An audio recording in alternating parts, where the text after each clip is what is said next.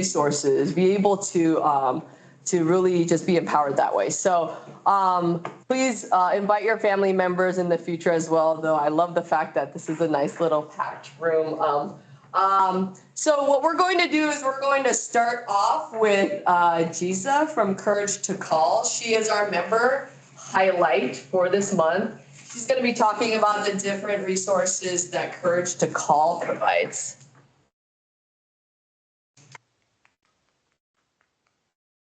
Good morning, everyone. I'm going to share a little bit about my little goals because I have a lot. But my goal is usually the same thing pretty much every year, which is stay consistent on my hiking and always try to find a different hiking place. My cousin and I started doing the whole, what's that called?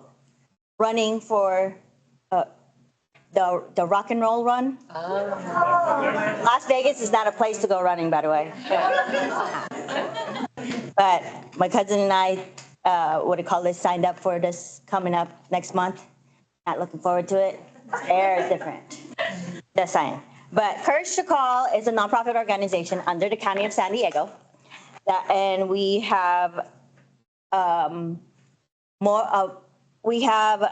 our staff member are all either veterans or a family member of a veteran or active duty. But for the most part, we have 99% of our staff are veterans. We offer comprehensive management. We do outreach and education. For the most part, most of our education is military comprehensive.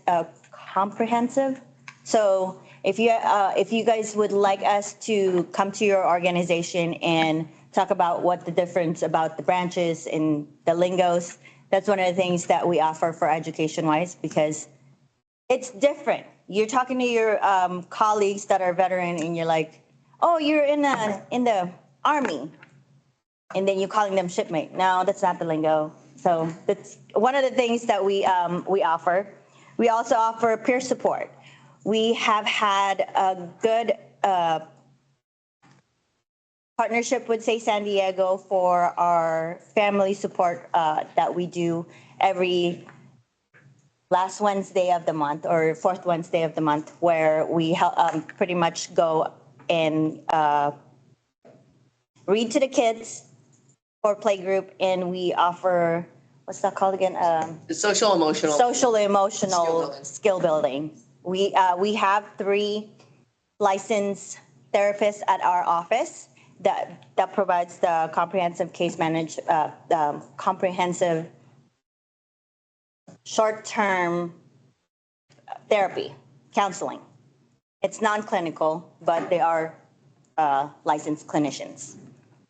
We also have resource navigation. We also do have the number 877-698-7838. That's open from Monday through Friday from 8 a.m. to 8 p.m. So if they're looking for any resources, either for-profit or non-profit, we provide that. And we don't just give you the number and let you go. No.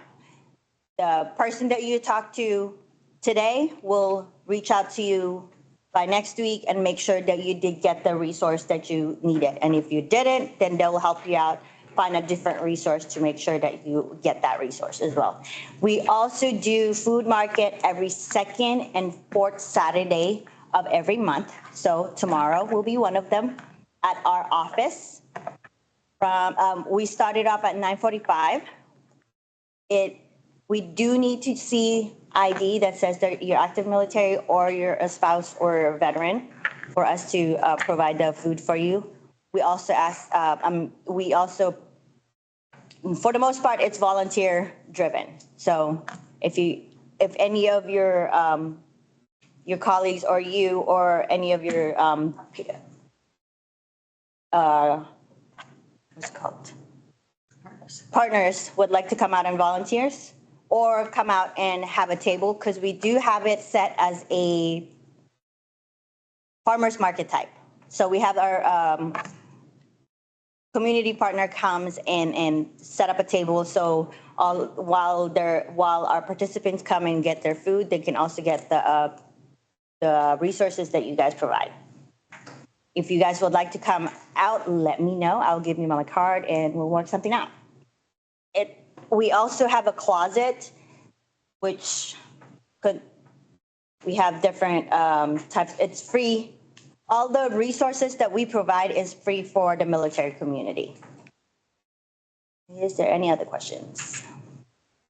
Yes, Do we sir. have to sign up for the food drive? Or first come, first serve? It's first come, first serve. Okay. We do ask them to sign up on our flyer, so we have them on the list. Okay. And we just check the ID to make sure that it coincides. But as far as we saving anything, we don't really do that. It's first come, first serve. That's why we tell them to come at 9:45, because as soon as the food goes, that's pretty much it. We're partnered with Feeding San Diego with the food market. Is it at the same location each time? For the most part, yes, except for our holiday food market. That we usually have it over at National University parking lot. Any other questions? Yes. So what's the best way to see where the location is and just get more information? Is it to go to your website or social media? Yes, we have our website, couragetocall.org, or you can follow us on Facebook and Instagram.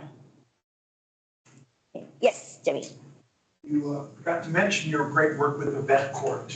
Yes. Courage to Call provides case managers for justice-involved veterans. Yes, Jamie is one of our partners with the vet court. So he is looking for any veterans that would like to be a mentor to those, our fellow veterans that are on the vet court. We do partner with them with that. We also have the support group that we do with them with that one. We do offer different kinds of support group. We have had a good partnership with the vet court. We started our LGBT group that we do over at Kava Collection. We are starting our junior service member coming up next month. And we're also starting a different family support group coming up next month. You have a question? Yes. Are all of your services offered available to active duty and dependents as well as vets? Yes. That's why we say for the military. And we're the only organization that actually help veterans. It does not matter what their discharge is. So even if they're dishonorably discharged, we'll still help them out. Because we have had some homeless veterans that they said, oh, I'm not going to get any of that. We'll still try and help them out with whatever it is that they're needing help with, especially if they're homeless. Any other question? Yes. So for the clothing, is it male, female, children? And is it for interviews or is it everyday clothes? We have everyday clothes. We have professional clothing. We are partnered with Operation Dress Code, and I believe they're going to have it this March. I don't have a whole lot of information on that one just yet. But for the Operation Dress Code, it's professional clothing for any female that's transitioning out of the military or veterans that are still transitioning out. That's once I have more information, I will send it to Monica so she can put it up on the website. I don't have any information on that one yet. But we are partnered with them to help them out with that as well. On our closet, it's everyday clothing, professional, and there's not a whole lot of children clothing that we have. But we are. I am partnered with the Rotary Club over at Camp Pendleton. They're open every Friday from 8 a.m. to 8 p.m. 8 a.m. to 12 p.m. But you have to have an actual ID to get on base because it is inside the base in Camp Pendleton over at Camp Horno. Yeah, right. They have that over there, and they have a lot more baby clothes. Yes. How can we actually donate to the clothing closet? Is there a place where we can donate to the closet as well, or do you get them from somebody else? You can donate, you can give us a call or go to our email purge2call@turnbhs.org. You can email them and, hey, I would like to, donate some clothes. And then we'll either come pick it up from your place. Sometimes I do it, or one of our, one of our colleagues will do it. Or you can come drop it off at our office. Either way. Or if you have any donation, since we are a nonprofit organization, we'll give you a receipt stating that you did donate to us. And we also take monetary donation as well. We are a nonprofit, so. Any other questions or any comments? Great, thank you so much. Thanks, Lisa. My last question was great because I have about 4 bags of clothes in my garage right now after hosting a swap, so that's great. Also, if anybody else is looking for clothing, free clothing opportunities, some of the organizations listed on the kind of lending locker page, they actually, like the Rotary Club, that's listed on that page. I think one of the civilian organizations there is listed where they do have these clothing drives where you can come and grab clothing as well. And if y'all specifically looking for baby clothes, please let me know, just because I found one in like El Cajon area. They have like a baby closet specifically for baby stuff. Yes. And also Shariah's Closet. Shariah's Closet, that's a good one too, yes. I think she's at ECS, also on University, also downtown on Broadway. We use Shariah's Closet all the time, they're great. So there's, I'm sorry, yes. They just opened another location in Cuba. Oh, nice. Oh, dang, they're expanding. Jamie. Foundation for Women Warriors, Keith Jackson's outfit up in the Vista area, I believe, has a warehouse. They will occasionally do big events, but I think I'm amazed at the breadth of material they have, and it's very much focused on babies. They have strollers and lots of stuff. That's awesome. But this is all such great information. I love that. This is the reason why we get together, so that we can popcorn these ideas and we can write it down. So anytime y'all have like, oh, I've got this burning question in me, or this is prompting me to ask, or I need something, please feel free to pop it up so that everybody can have this opportunity to be able to share and you can collect that. So thank you so much for sharing. Okay, so we're going to roll. This we got one. We got one, but it's that's great. We got Emily Snowden here. She is going to be speaking with us. We're just going to be doing kind of like we're just going to table like fireside chat it. We got some questions here, but for those that don't know the drill, after she does her piece, please pop those hands up and ask those questions, because if you have a question, I'm sure someone else has a question. And this is your time to really pick the panelists' brains. So without further ado, Emily. All right, have a seat. All right, sounds good. Yeah. Hi, good morning, everybody. I'm Emily Snowden. In case you're wondering, I'm not related to Edward Snowden at all. I always get that from service members, especially the ITs, because they always want to know. But I'm with Fleet and Family Support Center over on Naval Air Station North Island, or Naval Base Coronado. I've been with Fleet and Family Support Center for about 5.5 years, both working on the transition assistance side, so being able to work with service members when it comes to getting out of the Navy, retiring. But then about 2 years ago, turned over to the personal financial side. My background's social work, so love working with people, but really being able to provide services when it comes to understanding finances. I love working with numbers and being able to help, especially in this role, working with service members when it comes to anything financially related, whether it's working on a spending plan, being able to see what that cash inflow, outflow looks like, and being able to equip them with the tools that they already have within their arsenal, to be able to just help them through, navigating their time in the Navy, Air Force, Army, Marine Corps, whichever. And so that's where we are really kind of working to just an array of topics. It could be saving and investing, talking about their 401k as far as with Thrift Savings Plan, or also known as TSP. Home buying, we give a very general home buying course, but really being able to give them just the resources that they may need if they want to purchase a home here in California or maybe another duty station. But then we also focus too on just the federal side. So what are the benefits as far as that are available to them as far as a basic needs allowance? So it's called BNA.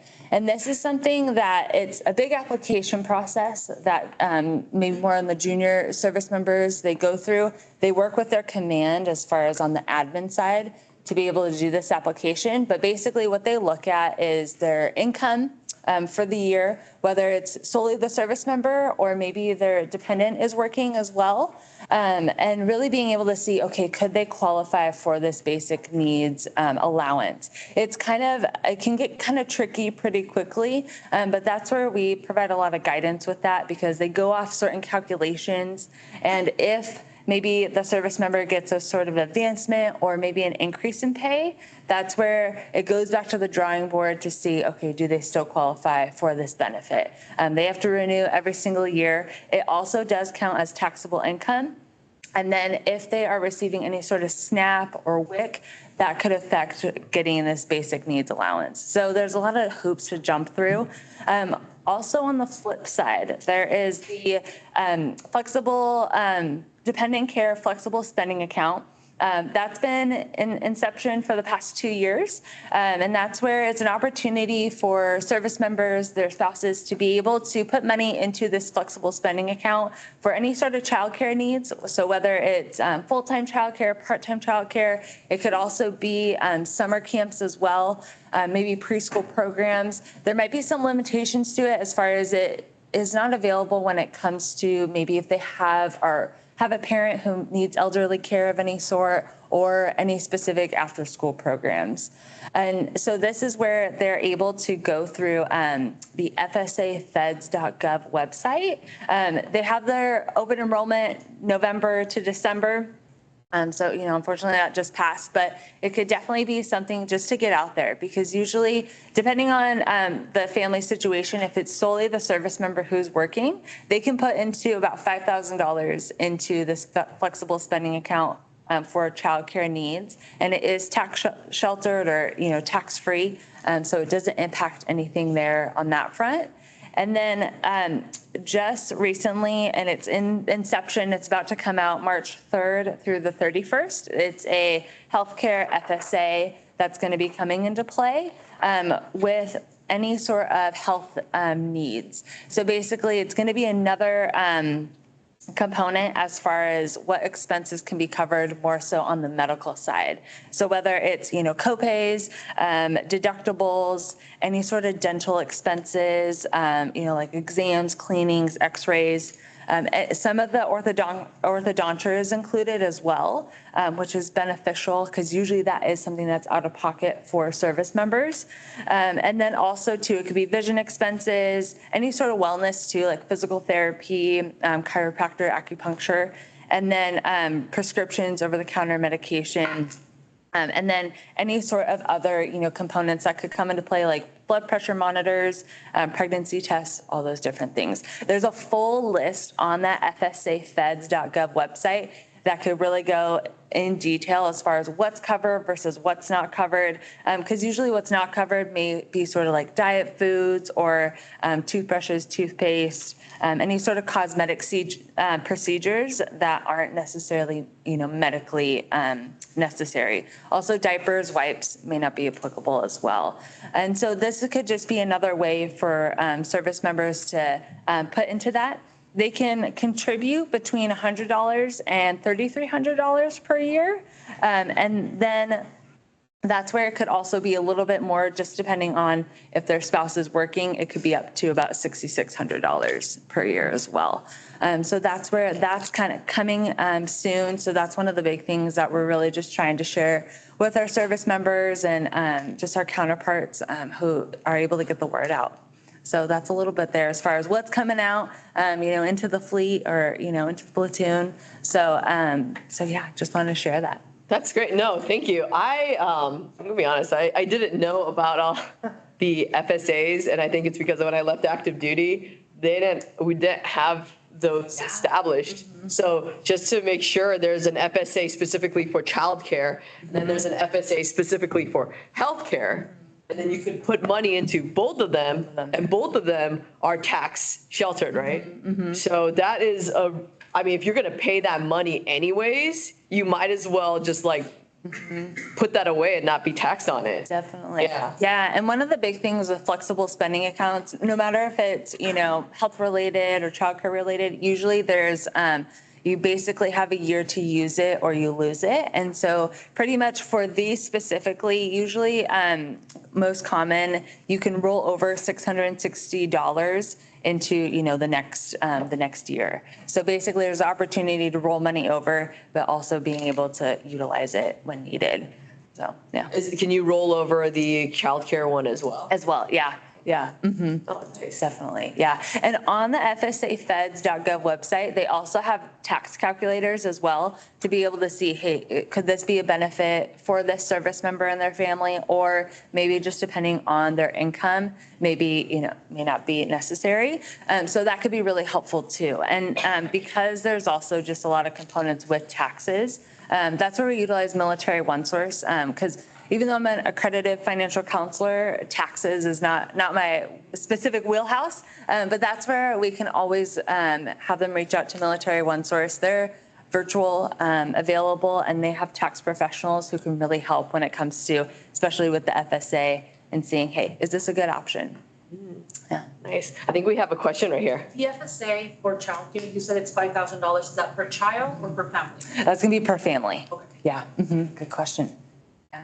Are there any other FSAs because I mean, we have the two, but are there any other FSAs that are in existence for the military, or do you foresee any, or are there any talks of any other ones? Yeah, I haven't, I feel like these are the two main ones, and I wouldn't be surprised maybe if there's going to be further as far as inception goes and being able to see what else comes to play. But definitely, I'm usually within trying to keep in all the know as far as what's going to be coming out. And so definitely keep you posted. Yeah. Great. And then the TSP, the Thrift Savings Plan, I know I'm going to sound too taxy, but that's also tax sheltered as well, correct? Just depending on so basically when it comes to the TSP side of things, thanks for bringing it up, just depending on how the service member, if they put it into a traditional account or a Roth account, that's where traditional, it's tax deferred. So once they pull that money out, starting at 59.5, that's when the taxes would come into play, depending on what their tax bracket looks like when they hit retirement age. Whereas with Roth, that's going to be looking at the here and now and looking at the current tax bracket. So it'll get paid up front, pretty much. Yeah. So if I send someone to you for like personal financial stuff, Yeah. do you then report that to their command? No, we keep it confidential. So basically whatever is talked about, it stays within our office. We don't take it back to the command. So because that is, their personal information. So thank you for bringing that up. Appreciate it. Yeah. So I have a question in regards to the budget sheet that you go through. So is it, you would just go through each and every one line by line and then just like try to create a firm budget for them, or can you elaborate more on that? Definitely, yeah. So with our spending plan that we utilize, it's pretty in depth. It goes line by line as far as, hey, what does your cash inflow look like? So what types of income are you navigating? Do you the service member's income, spouse's income? Are you dual military? So being able to kind of think about all those other components. And then, hey, do they have any sort of rental income, or they're getting any sort of, child support? So it can really kind of go as a great guide to be able to see what all of that income looks like. And then what we focus in on is their leave and earnings statement, the LES, because that gives a full picture as far as, hey, are they having to pay off any debts? Is there any allotment going to maybe military housing? So it's able to give a better picture as far as what that income looks like and if it's going to any entities. With the spending plan, it's a nice Excel spreadsheet. We'll focus in on the income. We'll also look at just the tax information too, as far as what's going into federal income taxes, state if applicable, And then we'll go into the expenses side. So that could be housing. Do you have a storage unit? What does your grocery bill look like per month? We'll also talk about eating out, dinners out, all those things. And then from there, it could even be looking at childcare expenses, any sort of entertainment, leisure activities, all the way down to talking about gaming, hobbies. So it really goes very in detail. Sometimes I'll have service members where they're like, oh, wait, I forgot about that subscription that I'm paying for. And so because it can kind of help brainstorm a little bit further as far as, okay, not just the basics, but hey, are you paying for any apps that, you pay per year or per month? So really being able to kind of get it down to the penny if applicable. And then we have and then what it does on the math side of things is it will look at the percentage of, hey, how much are they putting into savings? Or what are they putting into TSP? So it'll contribute a percentage as far as what's going to saving and investing, what's going to expenses, and then also any debt obligations they're working through. And with the debt obligations, we basically will ask for who's the creditor, what kind of loan are you working with or credit card balance. We'll ask for that interest rate and then be able to look at the minimum monthly payment. So it's able to give a clear guide as far as what's that debt to income ratio look like. So basically their income and then how much is going of it to any sort of debt obligations. So it's able to really kind of break that even further as far as, what does that pie chart look like? And so then we go to the next tab and it's a financial summary. So what do they have at the end of the month? Do they have a surplus of money that they are able to save? Or, where is that money going? If they have a surplus of $1,000, but they only see $200 left in their paycheck per month, okay, where is that other, $800 going? And so really being able to kind of peel back the layers, see where maybe they could cut back. Our biggest thing is we don't want them to necessarily cut out expenses and eat ramen noodles all day and stare at the wall. Our biggest thing is, just to be able to cut what could be some things that they can cut back on, or if they're that type of person where they're like, I'm cutting it out. Okay, you go for it. We're really able to be there as a guide and being able to not necessarily tell them what to do with their finances, but just helping empower them to, continue with that spending plan, continue to put more towards savings or those debt obligations. And then even too in the spending plan, it even breaks it down as far as looking at those debt obligations and seeing what's the best way to be able to manage this debt. So is it through doing the avalanche method? So focusing in on that high interest rate and then being able to put money towards all their other debt obligations? Or is it doing the snowball method where it's looking at those little wins of I'm going to, conquer the small debt first, and then we'll keep going to be able to get to that highest debt obligation. So it's really being able to provide a roadmap for them with that spending plan. And we do the spending plan for, people who want to be able to track their expenses, but we also do it when it comes to if they are doing any sort of special assignments, because the military, they want to make sure that that service member's debt to income ratio is not above a specific percentage, because we want to be able to have them be financially ready if they do any sort of special assignments, or if they go outside the continental US. We don't want them to worry about that financial readiness, that financial piece, because that could impact the mission that they're, trying to go on. So really also being able to kind of think about it on that end too. Yeah. Oh, thank you. I could have used that as a second lieutenant when I was just like, I'm rich. Investment mentality. One of the things, you serve the active duty, the active component, but how about the individuals that are transitioning out? So let's say you're working with them and then they're transitioning out into the civilian sector. How do you provide, or is there a way that you guys provide like that nice little changeover, the handoff? Yeah. And then do you have any resources or organizations for veterans that are already out? Good question. Yeah. So that's where on the transition assistance program side, we do a lot of collaborations, both the financial piece, but then also being able to bridge that gap, because usually the service member, they'll come to my office when they have to do a budget for their capstone documents, which is basically those last few documents before they get their DD 214. And with that, that's where I'll usually guide them as far as, hey, these are the folks within our office who you might be doing capstone with. They'll be able to provide resources for you. And if they end up doing this capstone with maybe their command career counselor at the command, I'll talk to them about, 0800, also, other agencies that are here within San Diego, especially if they want to stay in San Diego. And so, encourage to call. So that's where really being able to at least provide that warm handover. And then if there's maybe other organizations that I've forgotten about, that's where I'll give them over to our TAP facilitators, because they are always keeping up to date with any sort of, transition assistance that's applicable. On the, when it comes to just the installation side for our services, we do, if anybody has, a common access card or a CAT card to be able to get onto an installation, we'll provide the services for them. And so when it comes to the veteran side, so who's been, already out of the military, that's where I'll guide them to, 211 or the VA as far as Veterans Village. So being able to, provide just those resources there. They can utilize Military One Source too for about 18 months after their EAOS date, or maybe their separation date, retirement date. They can utilize Military One Source too as far as a virtual component. Okay, great. And then since you said if they have a CAT card, they're allowed in. So I'm assuming it's not, you can provide services for not only active component, but the reserve component as well. Exactly. Yep. Definitely. Great. Yeah.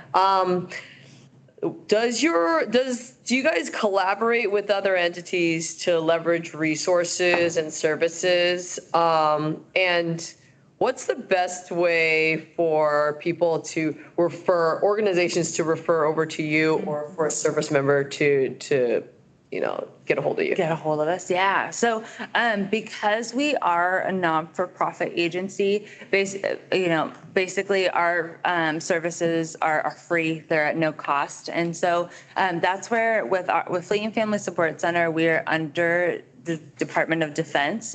So when it comes to just working with outside agencies, we kind of have the list as far as who's approved, as far as authorized. And so, we have our community booklet of all these different resources and agencies that are out there, but usually it kind of takes a few hoops as far as to be able to become an authorized agency that we can partner with specifically. So that, I know that's usually above my pay grade, but it's one of those things where I know there's policies in place where we want to be mindful as far as making sure that our service members are, interacting with agencies where they don't necessarily have to be sold something or have to pay high fees for services. So that's where, on that nonprofit sector, that's where we're always collaborating with you guys. So, yeah. Yes, sir. So is there a list of vetted nonprofits or for-profit companies on your website that somebody who's been out 2 or 3 years can dial in and say, I need this service? And yeah, that's a good question. So I know I haven't seen it on our website specifically. However, we all are required to have a community resource booklet within our office. So that's where we usually highlight that when it comes to making sure, hey, here's some agencies that could be applicable to a specific service member or spouse's situation. So, but unfortunately, I haven't seen it on the website. I know the San Diego Veterans Coalition has something like that. So kind of depending on the day and stuff like that, I was just trying to find something through that is legit. Totally. Yeah. And I'm going to definitely look into that as far as to see, hey, could that be something that we could definitely have just so that it could be easy access. And with our Fleet and Family Support Center, we're underneath, our website technically is underneath the Morale, Welfare and Recreation, the MWR. And so sometimes it can be tricky for folks to find, our specific information with Fleet and Family. But that's where, we can definitely see. I think that's something too, as far as people in the room, the dirty word in the business is collaboration. Right. If money were no object, collaboration would be amazing. Totally. Is there something that you can feed the Veterans Coalition, we can feed the Veterans Coalition, And they can vet and say, okay, well, that's duplicated, let's get rid of that. Right. I don't see a go-to vet resource Yeah. anywhere in the city. Mm-hmm. Just- Yeah. No, definitely. I appreciate you bringing that up. Yeah. So that's a good one. It's some of the one frequent question we do get at our military family resource center is like, yeah, what are some vetted organizations like on debt consolidation or really reducing my debt? And honestly, I wasn't able to. I couldn't legitimately tell people like, hey, this organization is not going to shark you. So. Do you, I mean, speaking of like a list of organizations that can help support, do you guys have like a vetted list of organizations that can kind of help more in-depth do stuff like that? Yeah. And so, like, how would we obtain that or like the idea of posting it up publicly? Right. Yeah. So within one of our Navy instructions, basically it lists all the vetted financial organizations that have been vetted, especially when it comes to like credit counseling, debt consolidation. So it's in one of our policies. And so that's where I could definitely, try and see, hey, if I could share it with you guys and just being able to just provide that information. So, I find there's predatory personnel out there. Right. Wherever you're looking. If the guy or gal wants to get extra percentages on their disability, you can go, I mean, these people are charging 20% of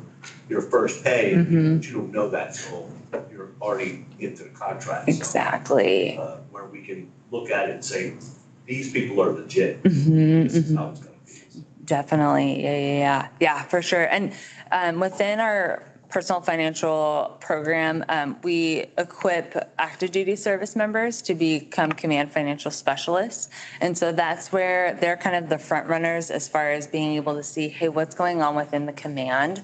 And because they're working with these, they're working with their peers, they're working with their subordinates, colleagues.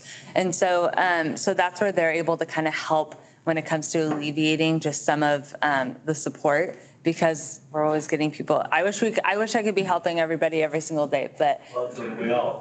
Exactly. Yeah, and so that's where with the information that we give them, we say, hey, these are some of the approved organizations that you can refer to, and being able to equip active duty service members. We'll sit it that way. Yeah. See if we can. Yeah, definitely. Put something in this atmosphere. Yeah, I like it. Loud, I should say. Right. Yeah, that sounds good. Oh, that's great. Thank you. And I am not texting because I'm texting. I don't have a pen here, which is the worst. Oh, no. I'm the worst administrator. So I was just writing down your notes. Oh, yeah, no worries. So yeah, Claudine. So I know you're speaking specifically to the Navy branch of service, Right. but do you know and can share, are there people like you that do the same sort of work in all the armed services? Yeah, yep. So yes, bottom line is yes. Because basically, so with Fleet and Family Support Center, so our counterparts there's every installation. So we have Marine Corps Community Services, the Army's version of Support Center, Airmen as far as Air Force goes. And so you'll always, no matter where a service member goes, they'll always find a personal financial manager or a personal financial counselor. They're two different, but in the same entity where they're providing support and services to any branch of service. So yeah, no matter what installation somebody might find themselves on, there's always going to be a personal financial manager. Definitely. So thank you. Appreciate it. I have a question. Since you always talk about the FSA for volunteer. Do you by any chance have it in your facility with the free family support or a different organization the free childcare? Because I know Foundation for Women Warriors do it for the veteran and the female active duty members, but how about for the spouses? For the spouses, so That's where, unfortunately, as far as just kind of on that no cost side, unfortunately, we don't necessarily have any programs with that. That's where I know we have our new parent support team, and they mostly go on when it comes to just providing guidance with the Military Child Care Aware website, and then also too with the CDC or the Child Development Center on base. Sometimes there's opportunities where if a spouse is working with the CDC, they can get a big discounted rate for childcare. So yeah, so on the no cost side, unfortunately, I don't have any information on that aspect, but I wish I did. Yeah. And just for clarification, that your services, the budget planning, the that kind of stuff, both the service member and the spouse could utilize it. So if a spouse can utilize it on their own, you don't necessarily need to bring their service member in or anything, right? Correct. Yeah. Because I've had spouses where their significant other or their spouse is on deployment, and so that's where she or he may be managing the finances at home, and so that's where definitely have worked with them, whether it's virtually or in person, just to be able to provide that support for them. So yeah. Okay. If it's virtual, do they need to physically go in the first time, or could they make an appointment for some of the spouses that may not have the transportation means? Right. Yeah. So they can just make a virtual appointment to be able to seek that service, and that's where I'll just get on the phone with them, go through the spending plan. They can just kind of share with me just the financial aspects of it, and we'll go through it. We'll talk about it, and being able to provide just those resources, especially when it comes to if they're not able to make it to a base close by. And with also too the contact information to get a hold of our centralized scheduling team. They are basically a team who's able to get spouse service members scheduled with anything related to Fleet and Family Support Center. And I can give you that number just in case. And so they can reach our centralized scheduling team at 866-923-6478. And that could be for individual classes or individual appointments or signing up for a class. So it can really entail anything. Yes, sir. Do you offer any services for family members? I'm talking kids. Kids, yeah. Because they need to start learning stuff. I just got my grandson financial piece for kids. Ooh, yeah. Just because Right.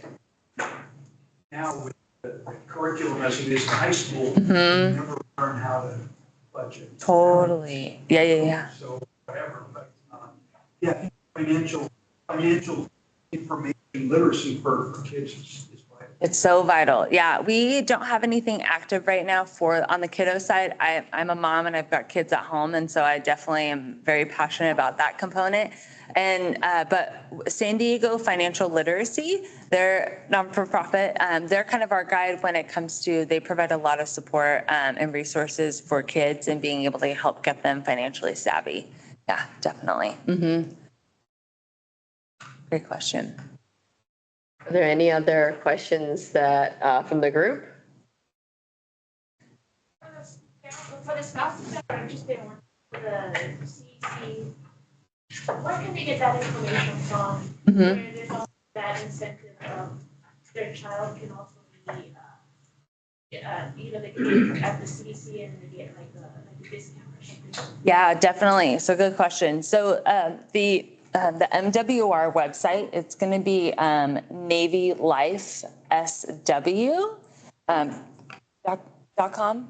And that's where they could go. They could look at job opportunities, and it will probably lead them to the USA Jobs website, but it'll give further information as far as what's available. And they're always trying to find childcare development center workers. And they have also on that Navy Life SW website, they've been doing a lot of job fairs as well, in-person job fairs, like about once a quarter.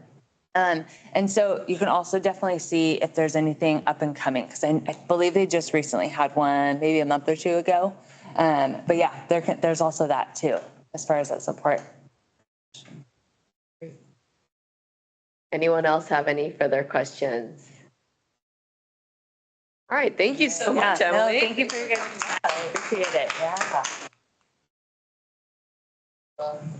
So much support and a wealth of information that I wish I knew when I was younger and really applied it. I mean, I'm learning things now as an older, but if you can get it when you're younger and especially for the young families, I think it would be really beneficial. All right, so this is our, during December, our council got together and we put out, this is our lineup for 2025. So these are just the general topics. We're gonna go more in depth. You'll see a flyer that has coming out eventually with kind of more in depth topics, but February is childcare. So that childcare question, that they'll probably elaborate more on that. I know that when we did childcare last year, these speakers really talked about like, hey, if you work for CDC, you can get that discount and have that opportunity. So they really dived a little bit deeper in that. So that might be a good opportunity to really get into that as well. For March, we have the deployment cycle and PCS. So really just understanding that might be a really good one for families that are about to deploy. I don't know if a lot of the pre-deployment briefs will actually go through the deployment cycle, but if they're new to deployments, this will be a really good one to go to. April will be a youth internship job fair asset mapping, kind of how can we best support the youth that's stepping out of the home or in their like high school years, be able to really build up so that they can step out, Jamie, you made a really good point on like financial, budgeting and financial responsibility and really trying to prep the space up for a kid's success. So that might be a really good idea to maybe see how we can, maybe April might be how we can best support children as they're getting ready to become adults. May is spouse support services. So that's really general, but we're going to dive deeper into it. So we're going to be talking about employment. We'll be talking about different other resources that we can, that are going to be out there to support. June, EFMP program update. So the EFMP program has changed. Some new information has come out, and one of our new council members, Viviana, works with the EFMP program, and in June we'll be providing an update so people can be more informed of how it's shifted and changed. July, understanding TRICARE. So we're planning on having a person that comes out here, a TRICARE specialist, to be able to talk more about TRICARE. So all of these, by the way, all of these topics were based off of the feedback and input that was given last year. So if you have any speakers or specific questions that you guys are looking for, please let us know as well. So August will be VA benefits. We'll be going through, we'll have subject matter experts coming in as well. And for September, we'll be speaking about the education for dependents. So different educational opportunities, not only in the military, but also in the civilian sector, that dependents can be able to kind of see, do I want to utilize this benefit or do I want to utilize this one and wait to use that other benefit later? Just kind of letting people know the different choices that they have both in the military and civilian side. And then for October, we'll have our recap and then we'll brainstorm for 2026. And that's it. So does anybody have any questions in regards to our lineup for 2025? Cool. Okay, so members, so our SDMFC 2020